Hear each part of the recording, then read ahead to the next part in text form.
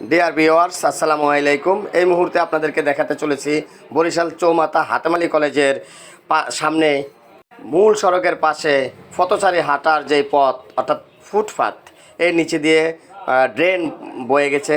City corporation এগুলো পরিষ্কার করার জন্য আপনারা দেখতে পাচ্ছেন হাতেমালি কলেজের মেন গেট এর পাশেই এই ফুটপাতটি রয়েছে।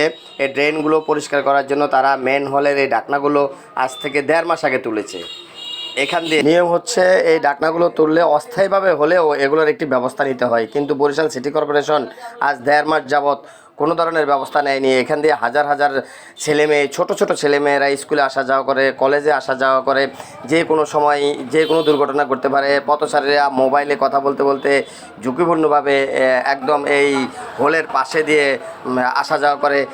এই জন্য আমি বরিশাল সিটি কর্পোরেশনের এবং যথাযথ কর্তৃপক্ষের দৃষ্টি আকর্ষণ করছি, আপনারা অতি শীঘ্রই এই ডাকনাগুলো লাগিয়ে দেবেন, মানুষদেরকে সমূহ বিপদ থেকে রক্ষা করবেন।